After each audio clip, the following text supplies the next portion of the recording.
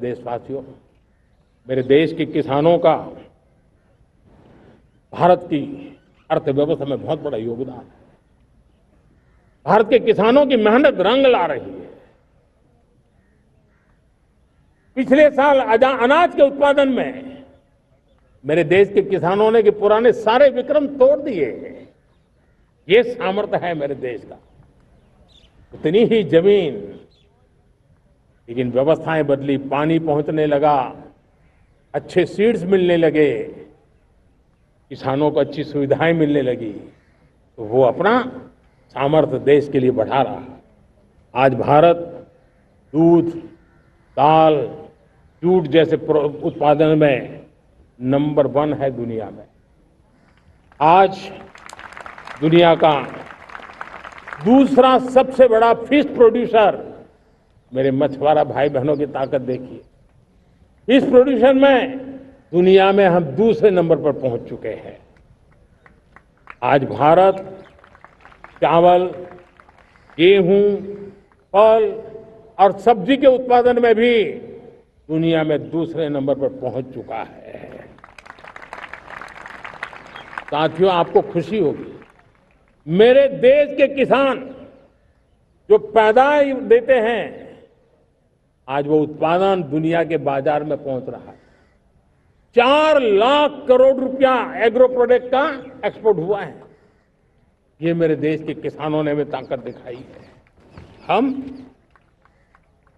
छोटे किसान हो, पशुपालक हो, मछुआरे हो, देश के विकास की अनेक योजनाओं का लाभ आज हम उन तक पहुंचा रहे हैं। पीएम किसान सम्मान निधि हो, रेन वाटर हार्वेस्टिंग हो, सिंचाई की योजनाएं हो, क्वालिटी सीड्स हो, फर्टिलाइजर की आवश्यकता हो, हर क्षेत्र में आज और किसान को एक भरोसा हो गया है फसल बीमा का। वो साहसिक बना रहा, उसका परिणाम भी देश को मिल रहा है। जो पहले कल्पना की बात थी आज हकीकत बन गई है। देशवासियों, हमारे देश के पशुधन को बचाने के हमें कोविड की वैक्सीन मुफ्त में मिली, वो तो याद है, लेकिन हम पशुधन के लिए भी अब तक 125 डोज मुफ्त में पशुओं को लगा चुके हैं। फूट एंड माउथ डिसीज से मुक्ति पाने के लिए, जो हमारा यहाँ उत्तर भारत में उसे खुरपका मुंहपका बीमारी कहते हैं, उसे बचाने के लिए 125 करोड़ डोज हम लगा चुके हैं और मुफ्त में लगा चुके हैं।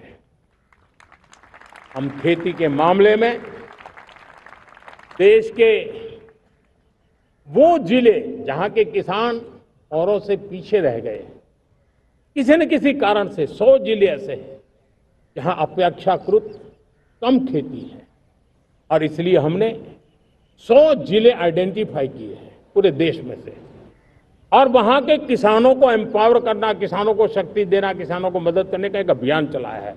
और इसके लिए पीएम धन धान्य कृषि योजना का आरंभ किया है। पीएम धन धान्य कृषि योजना वो देश के 100 जिले जहां थोड़ी सी भी मदद कर देंगे तो वहां का किसान भी भारत के अन्य किसानों की बराबरी कर देगा। मेरे प्यारे देशवासियों, भारत के किसान, भारत के पशुपालक, भारत के मछुआरे, ये हमारी सबसे बड़ी प्राथमिकता है। भारत के किसान, भारत के मछुआरे, भारत के पशुपालक, उनसे जुड़ी किसी भी अहितकारी नीति के आगे मोदी दीवार बन के खड़ा है।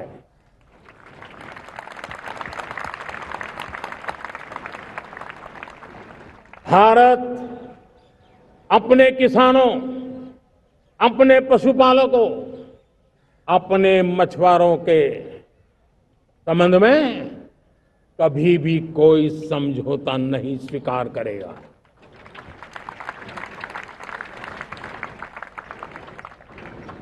प्यारे देशवासियों, गरीबी क्या होती है मुझे किताबों में पढ़ना नहीं पड़ा है, मैं जानता हूं।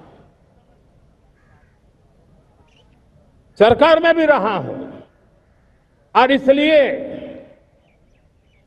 मेरी कोशिश रही है कि सरकार फाइलों में नहीं होनी चाहिए। सरकार देश के नागरिकों की लाइफ में होनी चाहिए। दलित हो, पीड़ित हो, शोषित हो, वंचित हो,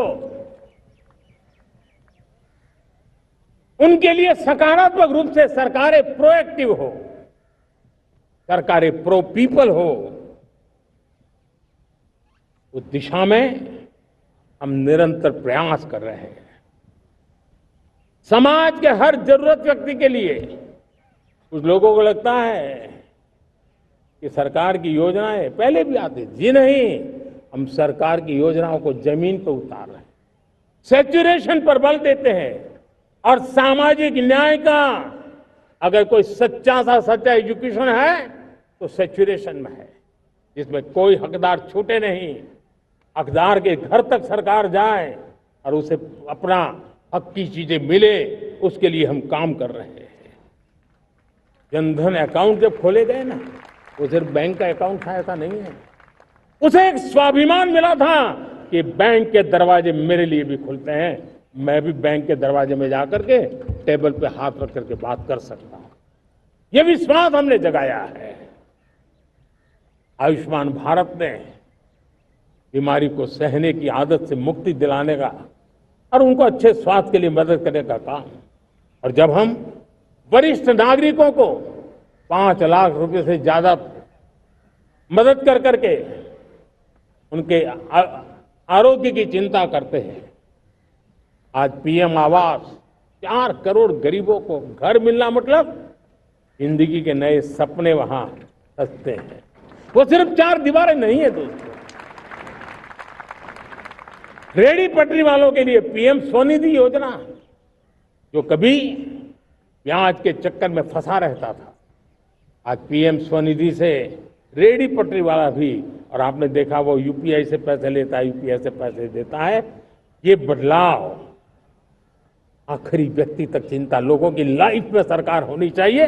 उसी के कारण ये जमीन से जुड़ी योजनाएं बनती हैं और जमीन से जुड़ी योजनाएं जमीन पर उतरती हैं और जमीन से उतरी हुई योजनाएं जीवन में बदलाव लाने का एक सशक्त माध्यम बन जाती हैं।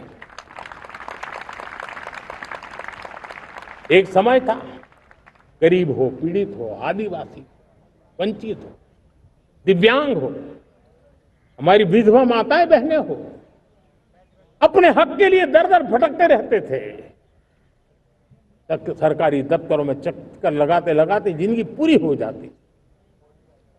आज सरकार आपके दरवाजे पर आती है, सैचुरेशन के अप्रोच को लेकर के आती है।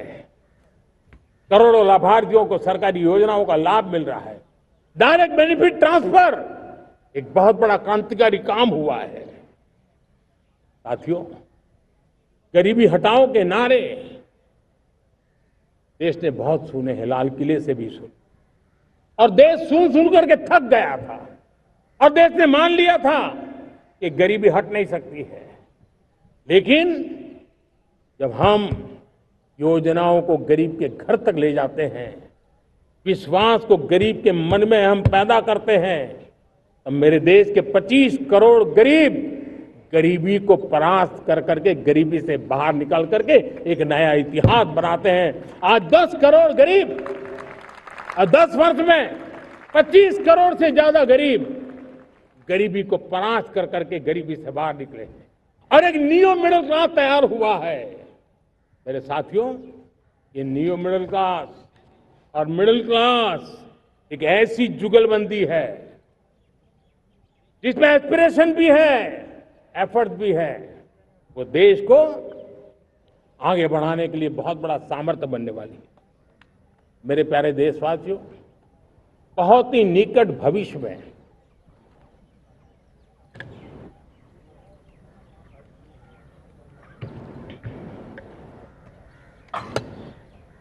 मेरे प्यारे देशवासियों, बहुत ही निकट भविष्य में महान समाज सुधारक महात्मा ज्योतिबा फुले जी की 200वीं जयंती आ रही है।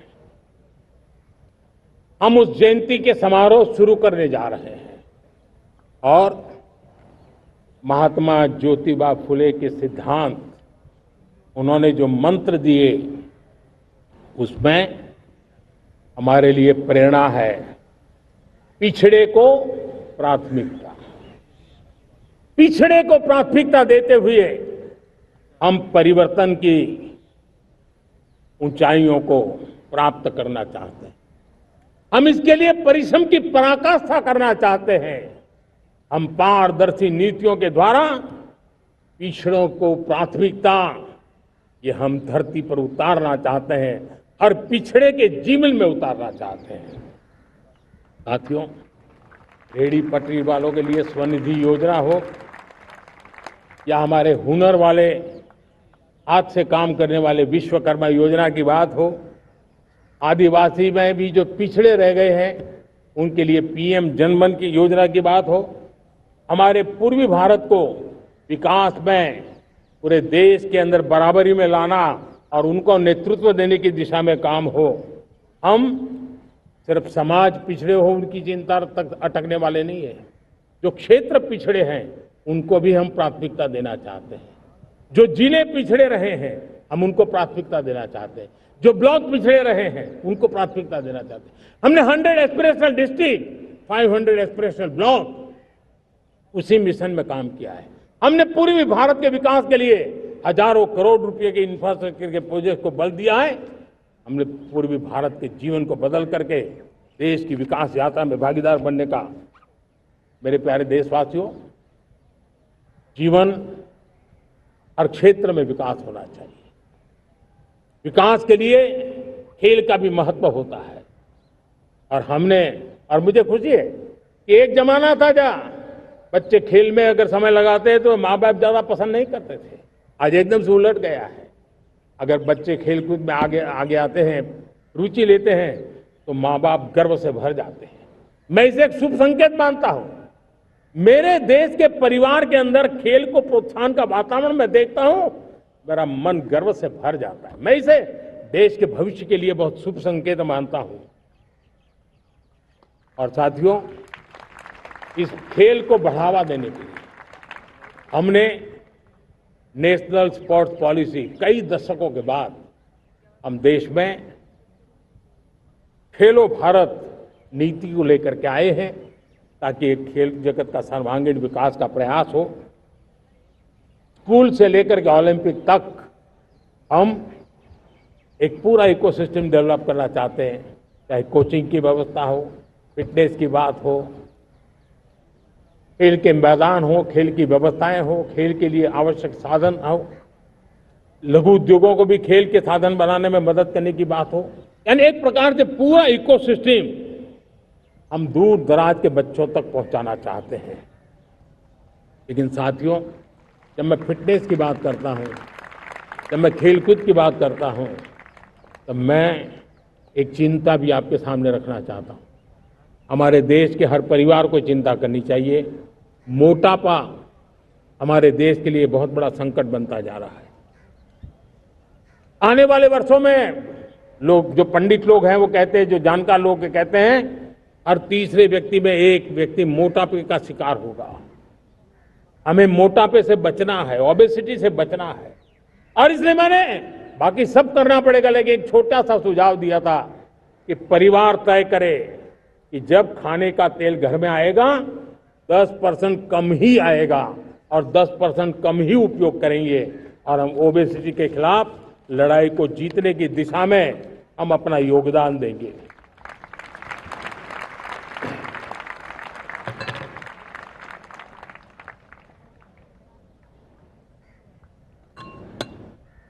मेरे प्यारे देशवासियों, हमारा देश भाग्यवान है।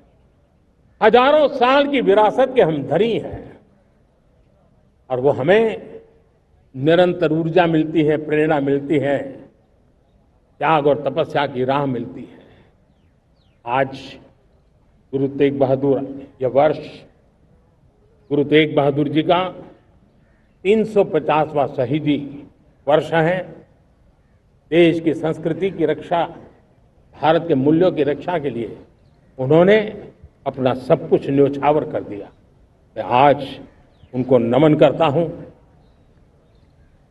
साथियों, हमारी संस्कृति की ताकत हमारी विविधता है।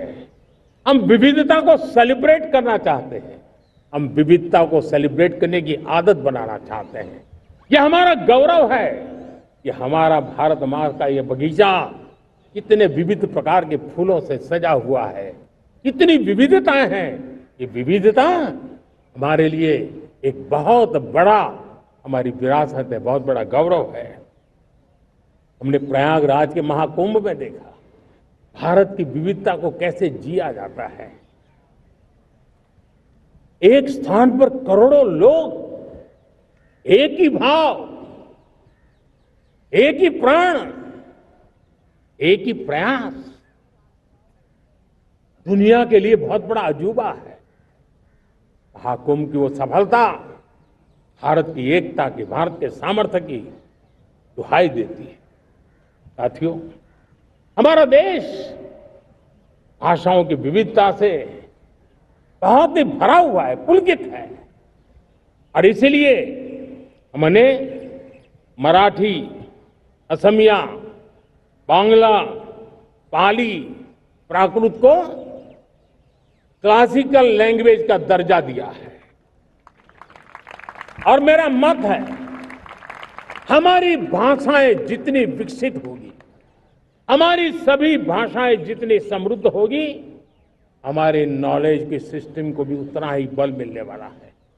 और हमारी वो ताकत है, आज जब डेटा का जमाना है ना, तो ये ताकत दुनिया के लिए भी बड़ी ताकत बन सकती है। इतना सामर्थ्य हमारी लैंग्वेज में।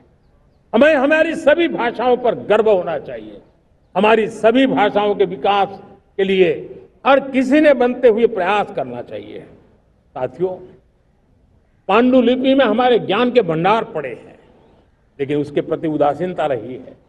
इस बार हमने ज्ञान भारतम योजना के तहत देश भर में जहां भी हस्तलिखित ग्रंथ है, जहां पांडुलिपियां हैं, सदियों पुराने जो दस्तावेज हैं, उनको खोज खोज करके आज की टेक्नोलॉजी का उपयोग करते हुए उस ज्ञान की समृद्धि को आने वाली पीढ़ियों के लिए काम आए, उस दिशा में काम कर रहे हैं। मेरे प्यारे देशवासियों, हमारा स्पष्ट मत है, यह देश सिर्फ सरकारें नहीं बनाती है, यह देश राज सत्ता पर विराजमान लोग ही नहीं बनाते हैं, ये देश शासन की धुरा संभालने वाले नहीं बनाते हैं।